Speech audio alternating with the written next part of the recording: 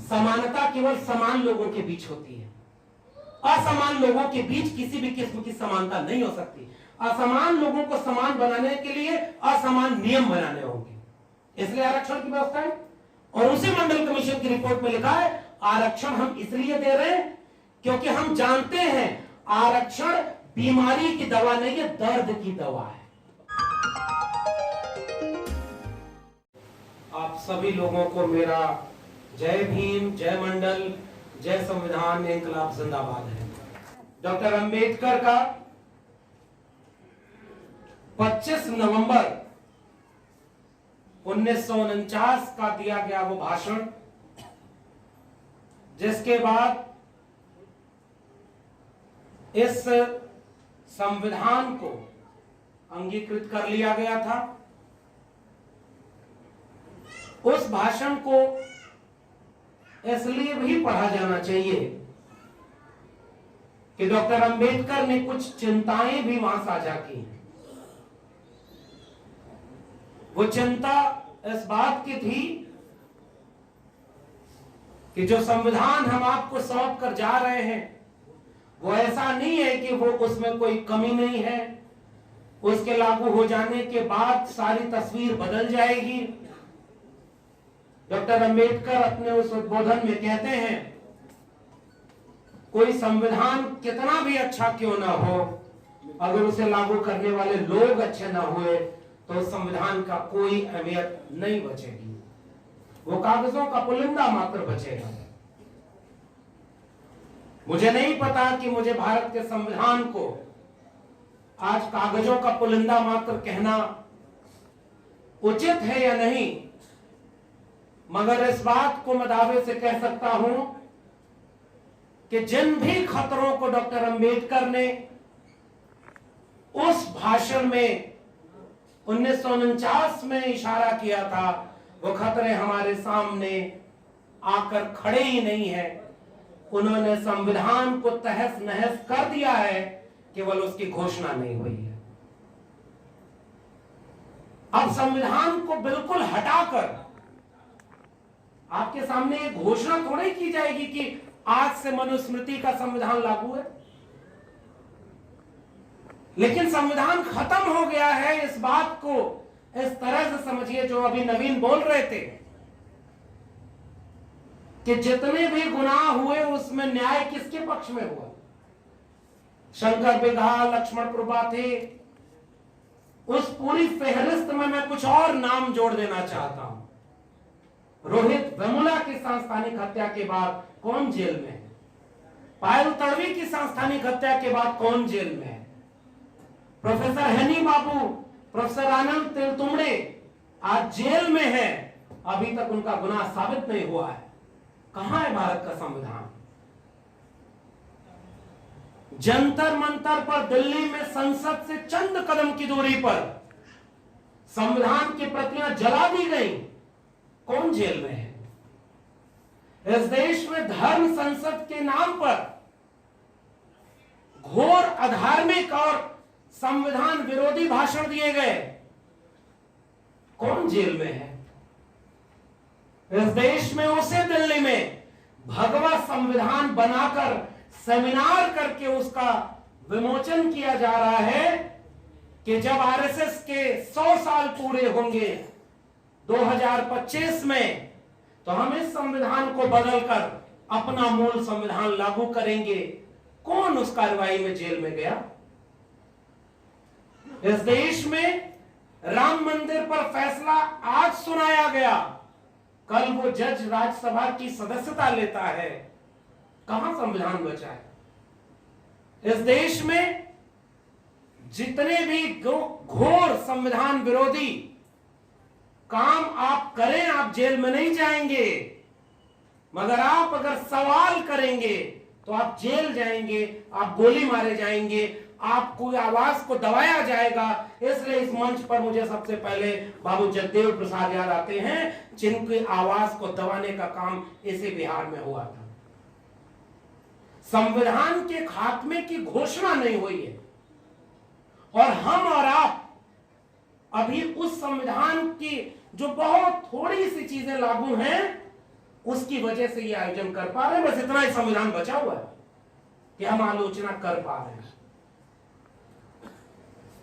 इसलिए इस आयोजन में मीडिया पर जो बात रखनी थी वो हमारे पूर्व के तीनों वक्ताओं ने रख दी।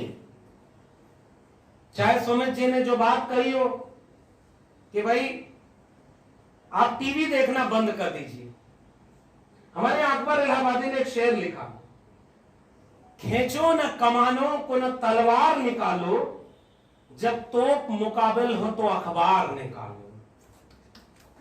एक उम्मीद थी उन्हें कि जब तोप से मुकाबला है, तलवार से मुकाबला है, तो अखबार निकाल करके हम कलम से उसका मुकाबला कर सकते हैं। आज हमारे दौर में कलम और किताब पर पाबंदी लगा करके हमारे नौजवानों के हाथ में त्रिशूल और तलवार बांट करके उन्हें दंगाई बनाया जा रहा है, और उस पर बैठकर हमारे देश में वो जो so called main stream media है वो दिन रात डिबेट करके ये साबित करना चाह रही है कि ये राष्ट्र हिंदू राष्ट्र बन चुका है। कहीं लिखा मैंने पढ़ा था कि कल तक छपकर जो बिका करते थे अखबार, वो अब बिक करके छपते हैं। वो बिक चुके हैं पहले ही। कलम और किताब पर बंदूक का पहरा है। कलम खरीद ली गई। बहुत पहले कविता मैंने पढ़ी थी, मैं साहित्य का विद्यार्थी हूं। जो बातें पूर्व के वक्ताओं ने कही है उसे अपनी ही शैली में आपके सामने रखना चाहता हूं। अमन बेच देंगे, चमन बेच देंगे, सुकून बेच देंगे, गगन बेच देंगे, कलम के सिपाही अगर सो गए तो वतन के सिपाही वतन बेच देंगे। वो जो कलम के सिपाही में एक भरोसा इस मुल्क ने अपना दिया था, पीढ़ियों पीढ़ियों से जिनके हाथों को श्रम करने के लिए मजबूर किया गया, कलम पकड़ने से रोका गया, जिनकी पीढ़ियां खप गई इस दुनिया को रहने लायक बनाने में, जितनी जातियां बनाई हमारे देश में, वो जातियां पेशे से जोड़ दी। लेकिन वो पेशे कौन लोग करते थे? कुम्हार, लोहार, बढ़ई, नाई, मोची, मल्ला, निषाद, तमाम वो जातियां, कृषक, कामगार, श्रमजीवी जातियां, जिन्होंने अपने श्रम से इस दुनिया को रहने लायक बनाया, वरना ये दुनिया रहने लायक नहीं थी। इस काम को करने में बड़ी मेहनत लगी, शोध किया। एक धोबी शोध करता है कि कैसे धूल के एक प्रकार से भी कपड़ा साफ किया जा सकता है। एक कुम्हार, एक लोहार, एक नाई, मोची अपने पेशे में अनवरत हजारों साल से शोध किया उसने, ताकि वो और बेहतर ढंग से इस दुनिया को अच्छा बना सके। एक किसान शोध करता है कि वो कैसे और बेहतर फसलें पैदा कर सके। मगर जब ये मुल्क आजाद हुआ और एक आधुनिक भारत बनना शुरू हुआ, तो इस मुल्क को तो नया बनना था, जनता का, जनता पर जनता द्वारा शासन, और उसमें यह भरोसा किया गया था कि हम बराबरी की दुनिया बनाएंगे, हम इस देश को समता, स्वतंत्रता, बंधुत्व पर आधारित करेंगे। तो इसकी जिम्मेदारी जिन दो बड़ी संस्थाओं पर थी, उनमें एक है मीडिया और दूसरा मैं मानता हूं कि विश्वविद्यालय, शिक्षा जगत, एकेडमिक इंस्टीट्यूशन। उन एकेडमिक इंस्टीट्यूशन को सबसे पहले वैसा बनाया जाना था जैसा आप एक देश बनाना चाहते थे, यानी वहां सबको बराबर का हक मिले। मैं विश्वविद्यालय में पढ़ाता हूं, हालांकि अभी टेम्परेरी प्रोफेसर हूं। जैसे कैनरा बैंक के लोग भी कभी कभी डरते तो होंगे ही कि कहीं यह भी बैंक बेच न दिया जाए। कल्पना करिए कि इस देश में कभी आप गर्व से कहते थे कि बैंकों का राष्ट्रीयकरण करना एक बड़ी बात थी, और आज बैंकों को बेचना बड़ी बात हो गई है। कहां से चले थे और कहां पहुंच गए। वैसे ही जैसे आपके बैंक बिक रहे हैं, हो सकता है नवाज देवबंदी का शेर है, जलते घर को देखने वालों फूस का छप्पर आपका है, आग के पीछे तेज हवा है, आगे मुकद्दर आपका है। उनके कत्ल पे मैं बेचुप था, मेरा नंबर अब आया, मेरे कत्ल पे आप बेचुप हो, अगला नंबर आपका है। हमने किसी और के लिए लड़ाई लड़ी ही नहीं, फिर हम अपनी लड़ाई कैसे जीत जाएंगे? बैंक बिकते रहे, कोई आंदोलन नहीं हुआ इस देश में। इस देश में शिक्षा बेच दी गई है और इस समय कोई आंदोलन नहीं हो रहा है। मेरी चिंता यहां पर है। नई शिक्षा नीति ने इस देश के स्कूलों, कॉलेजों और विश्वविद्यालयों को पूरी तरह से निजी हाथों में बेच दिया है।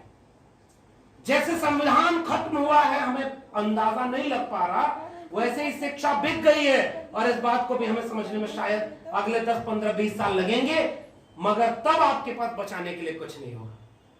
तो वैसे ही मैं टेम्परेरी प्रोफेसर हूं।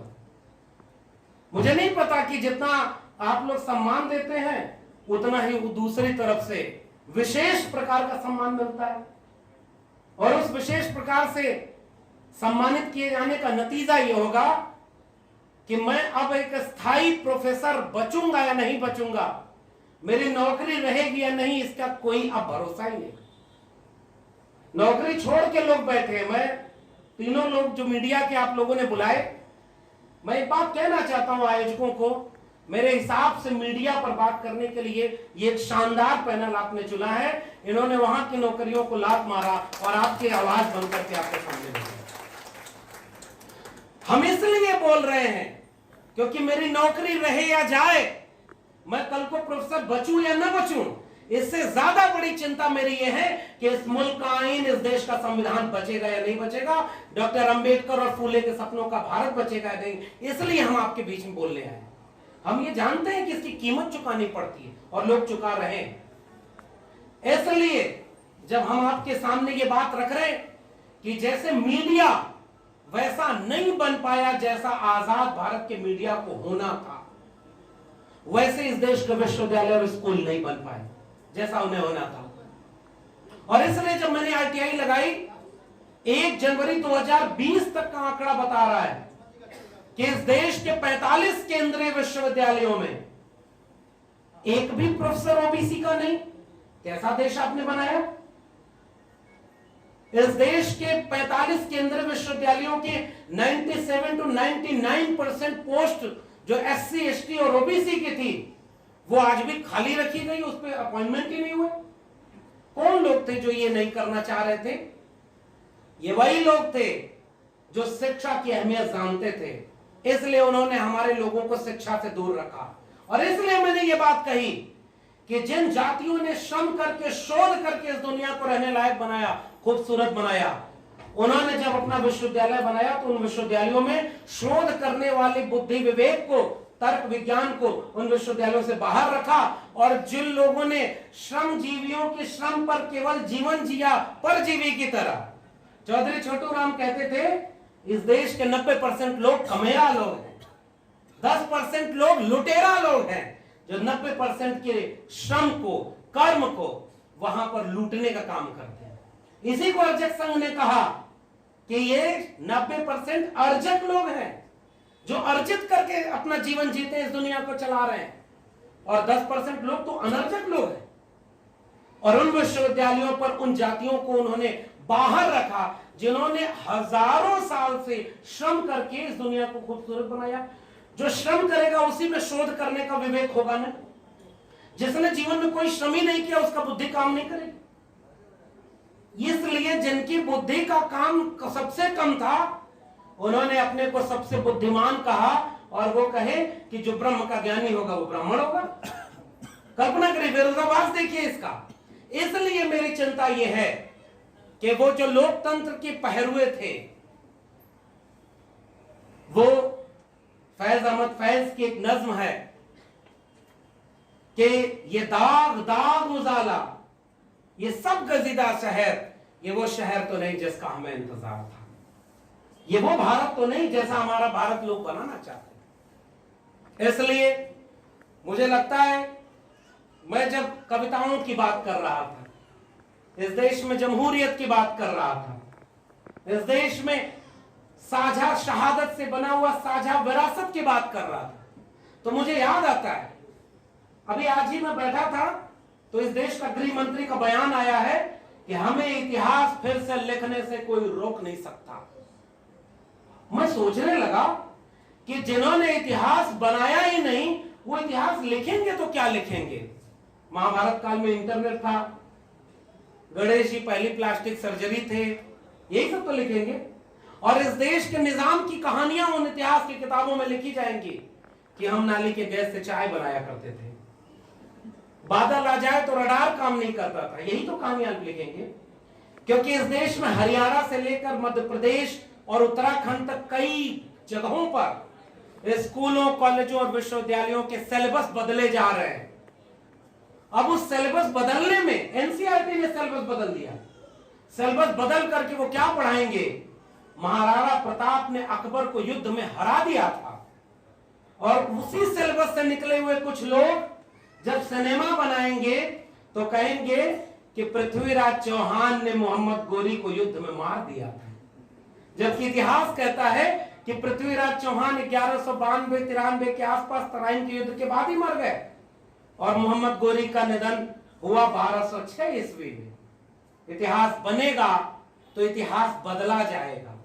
मेरी चिंता एक विश्वविद्यालय में पढ़ाने वाले प्रोफेसर के नाते यह है कि हमारी पीढ़ियों को इतिहास जानने से रोका जाएगा, उन्हें गलत इतिहास पढ़ाया जाएगा।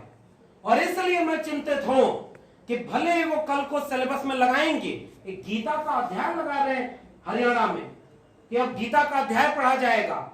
मैं कह रहा हूं इस देश में अगर सिलेबस में लगाना था तो तुम्हें जाति का विनाश और गुलामगिरी लगाना था, तुमने सिलेबस तो वैसा कभी बनाया ही नहीं। झूठी कहानियां, मनगढ़ंत कहानियां, और उन कहानियों में एक हिस्सा वो भी रहेगा कि एक बच्चा बहुत छोटा सा था, भगवा झंडे से बहुत प्रेम करता था, अचानक देखता है कि तालाब में मगरमच्छ भगवा झंडे को तोड़कर खींच रहा है। वो बच्चा तालाब में कूदकर मगरमच्छ से लड़ता है, भगवा झंडा तो लेकर आता ही आता है, साथ में मगरमच्छ के बच्चे को भी बगल में दबा के ले आता है। वही बच्चा कुछ दिन बाद भारत का प्रधानमंत्री बनता है। आप कल को यही बनाएंगे। आप इस देश में सिलेबस बनाने के लिए, मैं आपसे कह रहा हूं, आप हिंदू राष्ट्र बनाने की बात करते हैं। मैं हिंदी का पढ़ने वाला एक विद्यार्थी सोचता हूं कि अगर इस राष्ट्र की एक कोई व्याख्या है तो उस सांस्कृतिक व्याख्या में तुमने जब पढ़ाया कि हम तो विश्व गुरु थे आर्यावर्ते जम्बूद्वीपे भारत खंडे, मैं आपसे पूछता हूं कि तुम कहते हो ये हिंदू राष्ट्र है, क्योंकि इसी पर तो तुम डिबेट कराते हो रोज।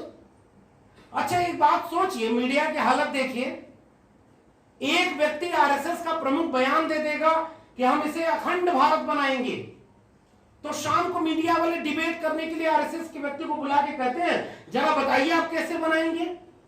अरे मूर्खों, तुम तो उन्हें मंच दे रहे हो अपनी बात कहने के लिए, पूरा मंच आपने उन्हें दे दिया, वो अपनी बात कह रहे हैं। कभी हमसे भी कहो कि जाति जनगणना होनी चाहिए तो टीवी पे डिबेट ऑर्गेनाइज कराओ और हमसे पूछो कि जाति जनगणना क्यों होनी चाहिए। एजेंडा वो सेट कर रहे हैं, उसमें हमारे मुद्दे ही नहीं है। हमारे यहां मैं टीवी को जब देखता था, टीवी पर सुबह खोलिए तो पहले ज्योतिष बताया जाता है। कोई भी टीवी चैनल उठाइए, आधा अपवाद को छोड़ दीजिए, शनि केतु राहु, आज का ये है कल का ये है। टीवी चल रहा है किससे?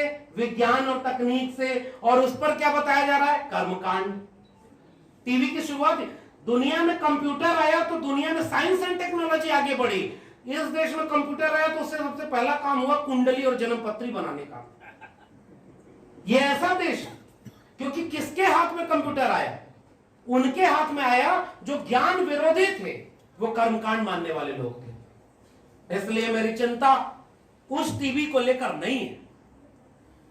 इन्होंने एक बात कही, मैं एक शेर पढ़ता हूं, इबलाग के लिए न तुम अखबार देखना, हो जुस्तजू तो कूच आए बाजार देखना। मोहसिन भोपाली कहते हैं अगर आपको अपनी दुनिया देखनी है तो अखबार में कुछ नहीं।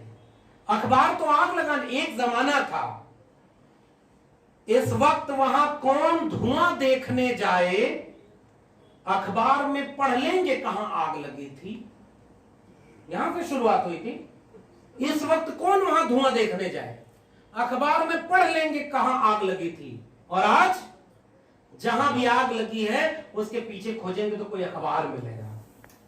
अखबार आग लगाने का काम कर रहे हैं, जिन्हें आग बुझाना था वही अखबार आग लगाने का काम कर रहे हैं।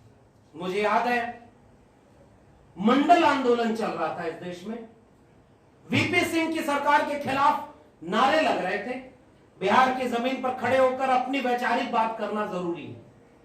मंडल आंदोलन के लिए पूरा मीडिया बैठकर कह रहा था मेरिट कंप्रोमाइज हो गया, इस देश के विश्वविद्यालय अब बर्बाद हो जाएंगे, नौकरियां खत्म हो जाएंगी, अब तो कुछ बचेगा नहीं।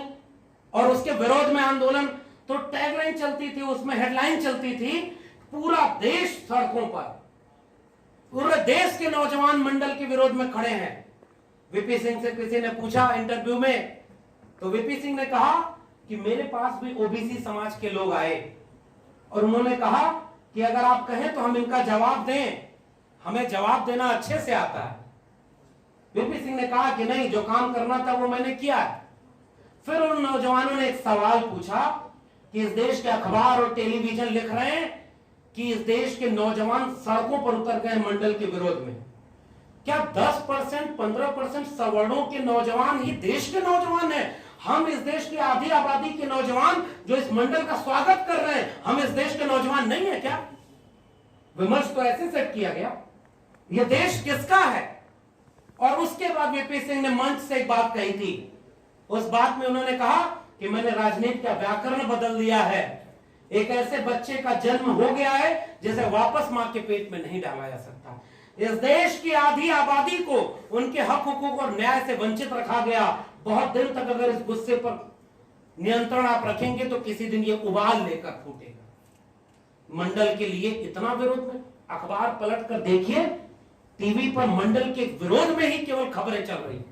एक वीडियो है, जाकर देखिएगा, उस ललन टॉप की चैनल पर है और मैं अभी भी उसे पढ़ना चाहता हूं, मैं इसलिए उसका नाम लेकर कह रहा हूं। मंडल की पूरी कहानी करके उसमें है और जैसे ही वीडियो शुरू होती है तो यहीं से शुरू होती है।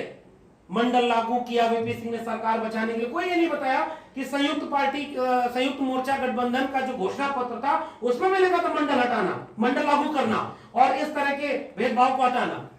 इनके घोषणा पत्र में रहता है 370 हटाना, तो वो तो घोषणा पत्र का काम है। संयुक्त मोर्चा अगर उसे अपने घोषणा पत्र को लागू करे तो वो कह रहे हैं कि ये तो सरकार बचाने के लिए हुआ। और उसके बाद कहा पूरे देश में आग लग गई, कमंडल के विरोध में मंडल लाया गया।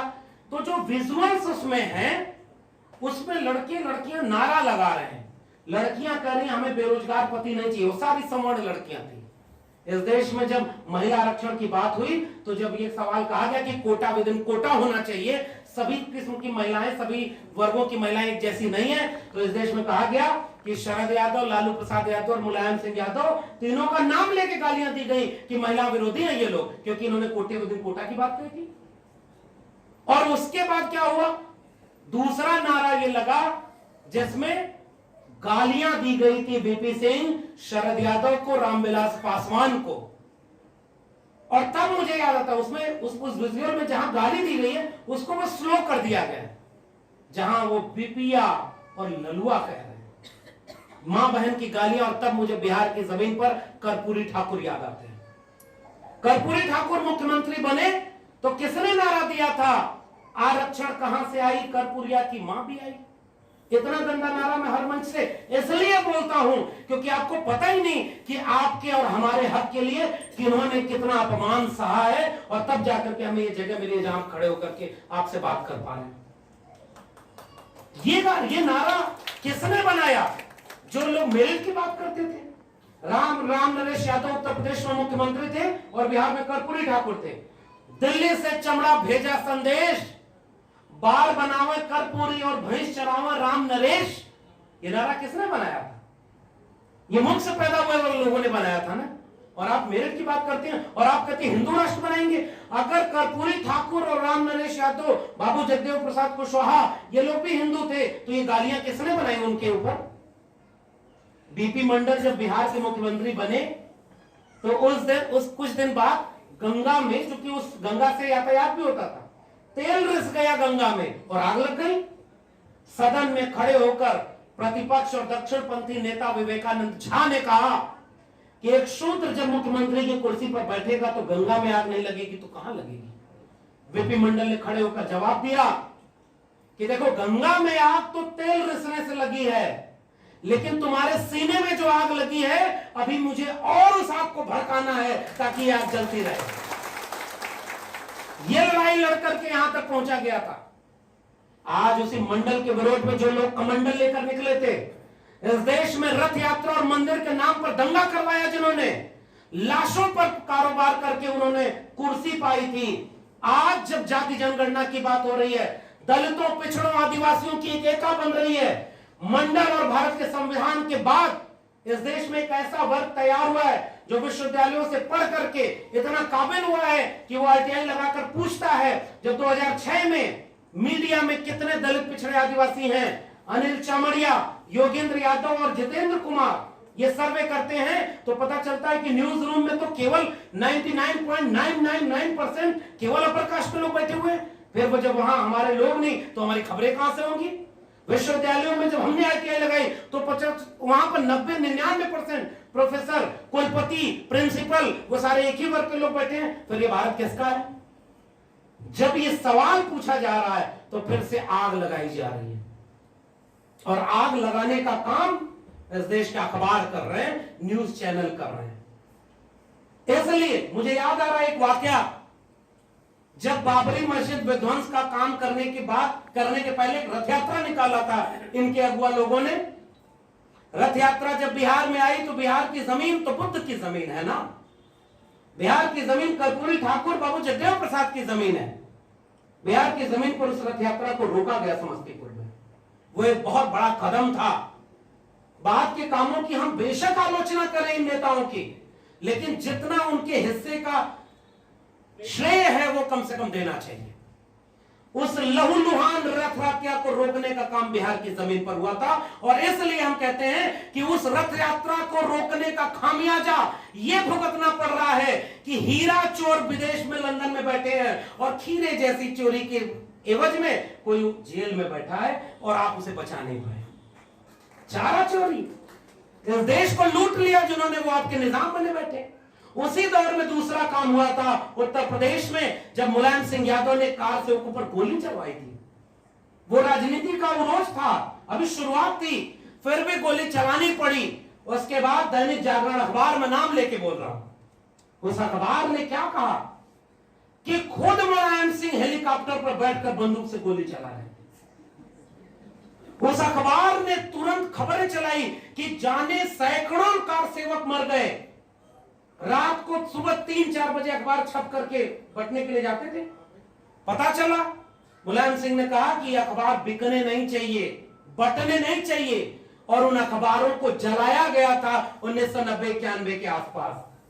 ये जो काम किया गया था, उनकी विरासत के लोग आज डरते हैं कि थोड़ा सा परशुराम का फरसा भी पकड़ लेंगे तो शायद उनका भी वोट मिल जाएगा। नहीं साहब, विरासत की बात करनी होगी।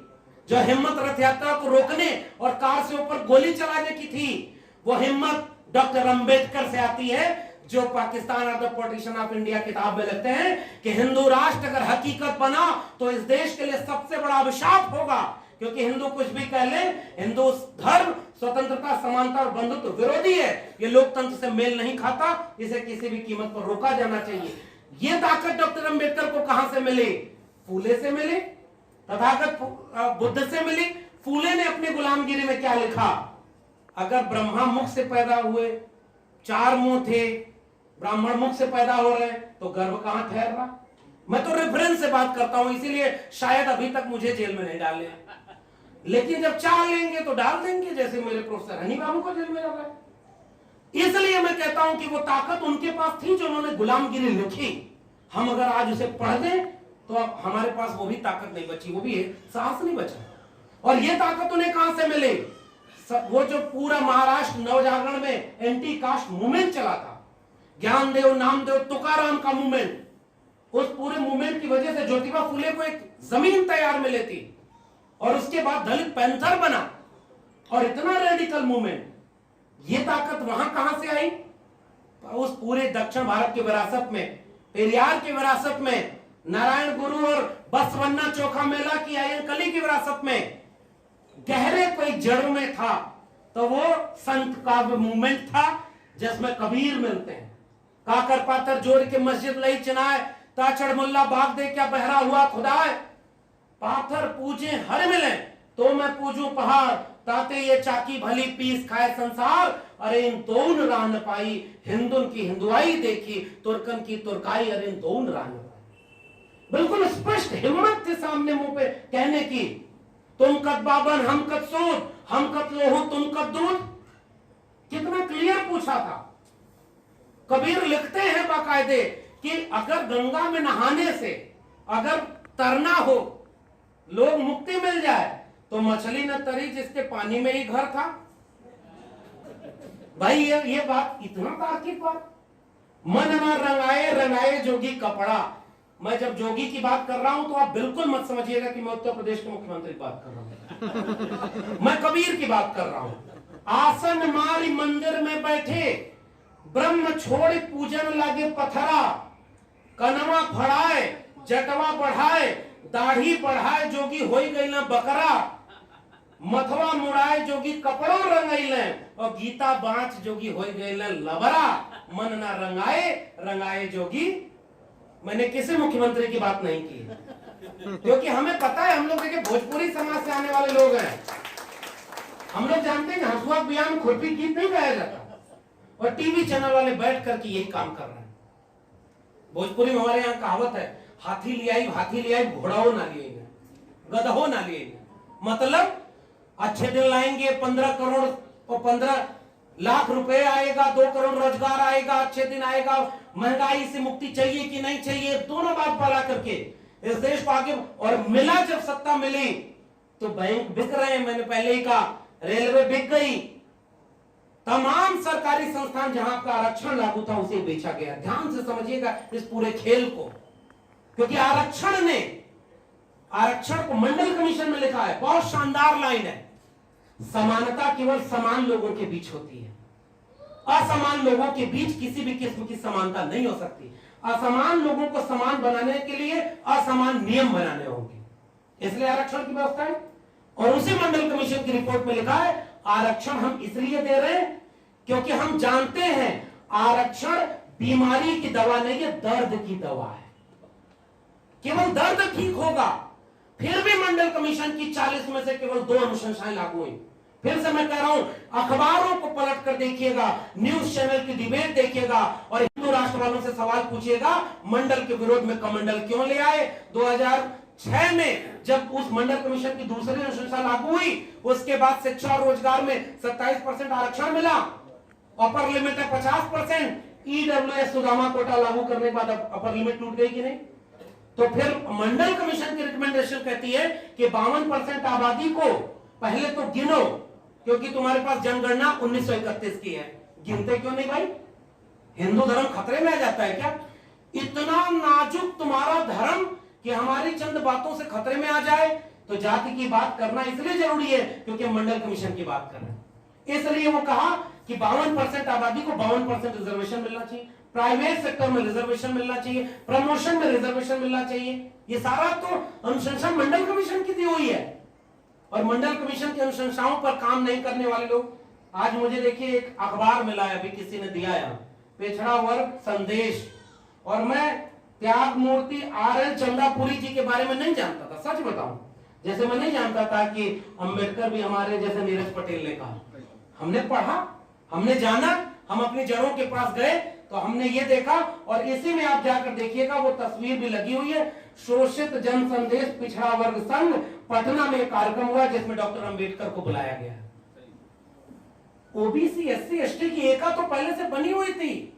ये हिंदू धर्म वाले हमारे एका के खिलाफ काम करते हैं। ओबीसी में सारा आरक्षण यादवों ने ले लिया, कुर्मियों ने ले लिया, दलितों का सारा आरक्षण जाटों ने ले लिया, आदिवासियों का मीणाओं ने ले लिया। मैं कहता हूं कि बिल्कुल तुम्हारी बात मान लिया तो जाति जनगणना करा दो और बता दो कि कहां कहां यादवों ने कितना ले लिया। जितना जाति जनगणना के विरोध में तर्क देने वाले लोग हैं, सारे के सारे अपर कास्ट ही क्यों है भाई? ऐसा क्या है तुम्हारे पास जो छिन जाएगा? ऐसा क्या है तुम जिससे जाति जनगणना से डरते हो? इस पूरे पत्र को पढ़िएगा, आपको समझ में आएगा। इसमें पुराने अखबारों की कटिंग है। मैं बहुत प्रभावित हुआ इस अखबार से, क्योंकि हमें हमारे लोगों को इतिहास ही नहीं पढ़ने दिया गया। आखिरी में बस अपनी बात करके ये विराम लूंगा कि हमारा मकसद, हमारी भूमिकाएं, देखिए हमारी आवाजों में कोई इतनी ताकत नहीं है कि हमारी बातों से कोई क्रांति आने वाली। हम आपके लिए भी नहीं बोल रहे, हम बोल केवल अपने लिए रहे हैं, क्योंकि हमने पढ़कर, समझकर, झेलकर यहां महसूस किया है कि अगर आज हमने आने वाले सवालों को नहीं पूछा तो आने वाली पीढ़ियां हमसे एक सवाल करेंगी केवल कि तुम जब पढ़ना चाहते थे तो इलाहाबाद विश्वविद्यालय था जिसमें 300 रुपए फीस थी, तुम पढ़ लिए। तुम जब पढ़ना चाहते थे तो दिल्ली विश्वविद्यालय में पीएचडी कर लिए। तुम नौकरी पाना चाह रहे थे तो आरक्षण लागू था, सरकारी संस्थान थे और उसमें आरक्षण, संविधान, भारत के मंडल कमीशन की वजह से तुम्हें नौकरी भी मिल गई। तुम जो लिखना चाहते थे वो लिख गए, तुम भारत के संविधान की बात कर गए। 20-25 साल बाद हमारी पीढ़ियां पूछेंगी, ना हमारे पास 300 रुपए वाले विश्वविद्यालय बचे, ना हमारे पास 5000 में पीएचडी कराने वाला विश्वविद्यालय बचा, न सरकारी नौकरी बची जहां आरक्षण लागू हो पाए। हमें जो विरासत में मिला था हम उसे अपने सामने लुटता हुआ देख रहे हैं। 25 साल बाद लोग हमसे पूछेंगे कि तुम्हें जो मिला था तुम वही नहीं बचा पाए, फिर किस बात की तुमने अपनी विरासत, अपनी जड़ों की बात की? इसलिए मैं बोल रहा हूं ताकि वो पूछे कि जब ये सब हो रहा था तुम क्या कर रहे थे। मैं दावे से कह सकूं कि केनरा बैंक एसोसिएशन के लोगों ने भारत के संविधान और मीडिया पर आयोजन किया, मैं भी उसमें शामिल होकर के वह सच बोल रहा था जिसके बोलने के बाद गोली और जेल भी मिल सकती है, फिर भी बिना डरे वो सच बोल रहा था ताकि आने वाली पीढ़ियों को पता चले। और इसलिए मैं जाते आते केवल ये अपील करने आया हूं। हम वाकई जानते हैं कमियां हर तरफ हैं, लेकिन हमारे यहां क्या होता है, कर्मकांड और अंधविश्वास से अगर हम बचा पाए, टीवी मत देखिए, अखबार मत देखिए। मुझे लगता है ये जो नोएडा गैंग है, नोएडा का जो इलाका है, उस पर कम से कम आप अगर जैसे जैसे हम मंदिर का विरोध नहीं करते, चलो मान लिया बहुत माहौल खराब है, मंदिर में चंदा देना बंद तो कर सकते हो। हम नहीं जानते, हम ये, मैं कई बार पूछता हूं कि अगर मुझे नौकरी चाहिए तो मुझे फैक्ट्री, विश्वविद्यालय और तमाम जगहों पर जाना होगा।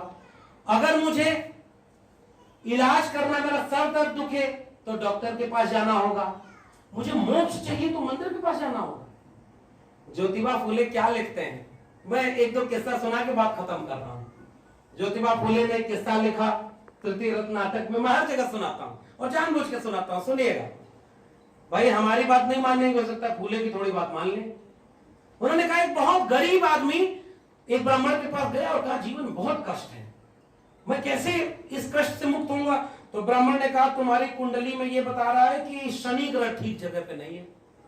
तो उन्होंने कहा कैसे ठीक होगा? तो कहा हवन कराना होगा। कहा कितना खर्चा आएगा? तो कहा इतना खर्चा आएगा। कहा इतना पैसा तो नहीं है। तो पंडित ने बोला चलो तुम्हारे लिए 50% डिस्काउंट, 5000 दे दो, उतने में हो जाएगा। पंडित को उस वक्त मैंने कहा इतना भी नहीं है। फिर उसके बाद कहा कि अच्छा 1000 दे दो, नहीं हो पाएगा।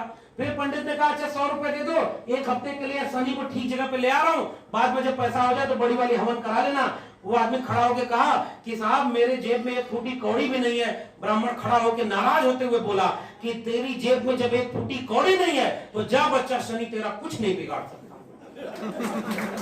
और ये मैं नहीं बोल रहा, ये ज्योतिबा फूले लिख के गए, हमने पढ़ा नहीं उसे।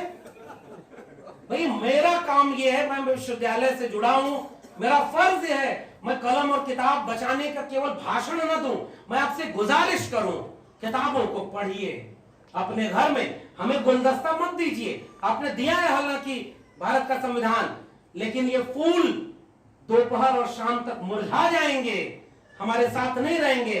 किताबों के पन्ने ताउम्र हरे रहते हैं, इसलिए मैं किताबों की बात करता हूं। मैं आज हम लोग गए, अशोक साहब बैठे हैं, ब्यूरोक्रेट है। अच्छा जो आईपीएस होने के बाद हमारे मंच पर बैठ जाए तो ऐसे ही लोग तो हम लोगों को बिगाड़ते हैं। जब ये नहीं डर रहे तो हम क्यों डरेंगे भाई? आप यहां बैठे हैं और ये सब बात सुन रहे हैं, यहीं से वीडियो चल जाएगा। इसलिए मैं कह रहा हूं, हिम्मत देखिए, हम लोग आपस में एक दूसरे से लेते रहते हैं। मीडिया वाले लोग रास्ते पर बैठ के आए, नवीन भाई से हम बात कर रहे थे, तो हमने इनसे पूछा और मैंने बताया इनको, मैंने आज तक किसी अभिवादन में ये नहीं सुना था नमस्कार, आदाब, जय भीम, जोहार। ये है मीडिया का मतलब कि सबको सबके हिस्से की बात करना, और उसमें जो तेवर और गुस्सा है। सुमित की बात देखिए, जो क्वालिटी वर्क आपको मिलेगा, आप बहुत गंभीरता से अपने उस आवाज को उठाते हैं। और नीरज भाई तो रही रहे हैं राम राज्य वाले प्रदेश में, पता नहीं बुलडोजर से अब तक कैसे बचे हुए हैं, मुझे चिंता है। हम लोग को दिल्ली में रतनलाल साहब के इसलिए खड़े हो गए इतने लोग, और मैं फिर से कह रहा हूं, सजग इसलिए होना जरूरी है कि अगर हमने किताबों का रेफरेंस नहीं दिया, अगर हमने अपने मुंह से वो सारी बातें कह दी, तो जेल तो जाना पड़ेगा। इसलिए बचाने कोई नहीं आएगा, क्योंकि आपके लोग नहीं है। हमारे लोग फेसबुक पर लाइक और शेयर तो कर देते हैं, जाओ तो कहते हैं अरे बड़ा बढ़िया बोलते हैं आप, और आप उनसे कहिए कि इन मीडिया घरानों को कितना चंदा आपने दिया आज तक, तो नहीं मिलेगा। इसलिए मैं भी अपील करके जा रहा हूं, अपने लोगों की आवाज को मजबूत करिए।